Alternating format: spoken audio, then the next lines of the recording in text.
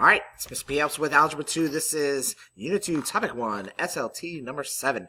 Talking about complex number system and what happens when you add and multiply numbers in the complex system. So I know we've talked about this in prior videos, but I'm going to once again review the complex number system, which doesn't just include real numbers, but also includes imaginary numbers. So natural numbers are counting numbers, things like 1, 2, 3, and it goes on forever. Whole numbers are counting numbers, but it also includes the number 0. Integer are all the natural numbers and whole numbers, but also their opposites, including -2, -1, -3, -4, and so forth. And then rational numbers can be anything that can be expressed as a fraction. So 3/5 can be expressed as a fraction. Any decimal can be expressed as a fraction, as long as that decimal either repeats or if it terminates. No matter how long it is, it does not matter how long it is. As long as it ends eventually, then it's a rational number. So most things that you're going to deal with are rational numbers. Things that are not rational. So those would be like square root of non-perfect squares. So square root of 3, what number times itself is 3? So it's actually going to be an infinite decimal times itself, because 2 times 2 is 4 and 1 times 1 is 1. Then something in between must be the square root of 3. And pi, as we all know, is an irrational number because it goes on forever and ever. It never ends. And you may have also talked about e as well if you've watched prior videos, 2.718, and it goes on forever and ever and ever as well. So all real numbers are either rational or irrational. So there is no in between. There is no third option. They either have to be rational, they can be expressed as a fraction, or they cannot be expressed as a fraction.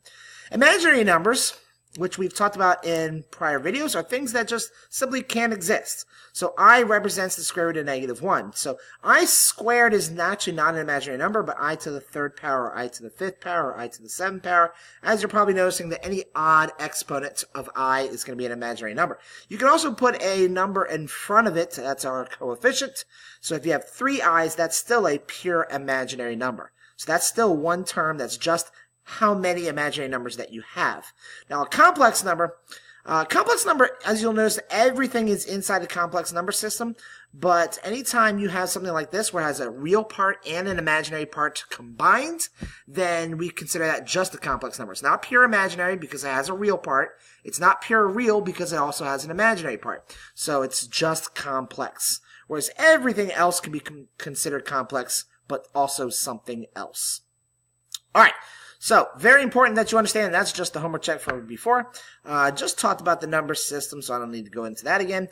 So, the sum of 2 integers is always an integer. So, anytime you add like a negative plus a positive, you're going to get, you could get a positive or negative, but you're always going to get an integer. If you have 2 negatives being subtracted or added to each other, you're always going to get an integer as well. There's no way you can add 2 integers and never get a decimal, basically, is what this means. The sum of 2 rational numbers is always a rational number. So anytime you add a decimal plus another decimal, you're always going to get a decimal answer. Well, I guess it could be a whole number, technically. Anytime you add anything that can be expressed as a fraction, like 3/5 plus 1/5 equals 4/5, you're always going to get something that can also be expressed as a fraction. You're never going to be like 2 fractions added together equals pi. That's not possible because you can never get an irrational number from combining 2 rational numbers together. It's just not possible. You can't multiply okay, I'll get to that later. Sum of two irrational numbers is always an irrational number. Now, that's pretty much always true, but the reason why I'm going to choose sometimes is because you can have the square root of 2 plus or minus the square root of 2, so I know it says add sum, plus negative the square root of 2, and those are opposites of each other. And as you probably already know, when you add opposites together, they equal nothing. So the only way really you're going to ever have this is if you have 2 opposites of each other being added together, and then it's going to be sometimes. Technically, it is possible to get 0, which is not an irrational number. Sum of 2 real numbers is always a real number. So there's no way to add 2 real numbers and ever get. So if I go back here, no 2 numbers that are in here are ever going to equal something over here. You can't add 2 of these numbers and ever get an imaginary number. All right, so for example, 4 plus 6 equals 10. I know that's a pretty simple question there, but these are two real numbers, and it's not going to give you an imaginary answer. So you can never add two real numbers and ever get an imaginary answer. The sum of two complex numbers is always a complex number. And pretty simple here, if everything that ever existed is complex, then no matter what answer you get, it's going to be a complex answer. So that's going to be always, because everything is a complex number. The product of two integers is always an integer. Product of two integers. So you're never going to be able to multiply an integer times another integer and get a non-integer answer. The integer must always, so even if they were the same, so -1 times -1 equals +1. Once again, there's no two integers you can ever multiply by each other and get something that's a fraction. You can't multiply 1 times 3, it equals a decimal. It's not possible. The product of two rational numbers is blank a rational number. So I believe if this one's always, hold on, let me just pause for a second. All right, quick short pause there. So yeah, the product of two rational numbers is always going to be a rational number. So if you multiply, I don't know, 3 times anything that's rational, so it could be 3 times, it could be times the decimal, times a fraction, you're never going to get an answer that's ever going to be pi. Or you're never going to be able to multiply two rational numbers and ever get e as your answer, or the square root of 2 as your answer. However, this last one, this is what confused me for a second, because I had to think about it for like 2 seconds. The product of two irrational numbers is sometimes an irrational number. And the reason why is because you do square root of 2 times the square root of 2. Now that's really the square root of 2 squared, because it's anything times itself is squared. And square roots and squares are inverses of each other, so they cancel each other out. So the answer is really a rational number. So there's that rare case when you're multiplying two irrational numbers, if they're the same number, that you're going to get a rational answer.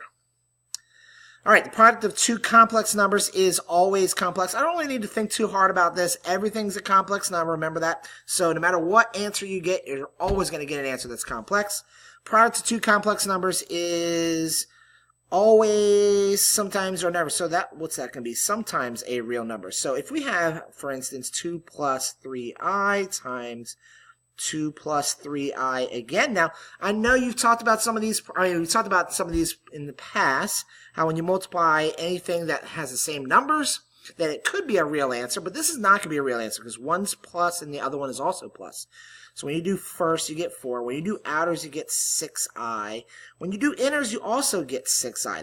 They do not eliminate each other. So because this is plus and this is plus. And then you do get a real term here at the end. So this is actually -9. I know we've talked about this before. I squared is really -1. -1 times 9 is -9.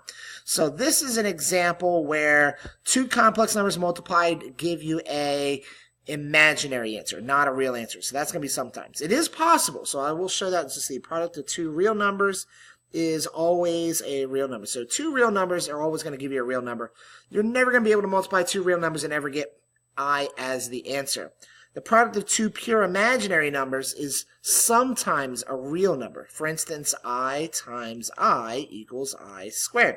And I squared is actually -1. So an imaginary times imaginary could also be a real answer. And I think that might be it. Yes, it is. Thanks again for watching. Hope I explained something about the complex number system that helped you understand the differences between adding and multiplying them. We have talked about that and what different types of possible answers you could get. Thanks again for watching. Have a great day.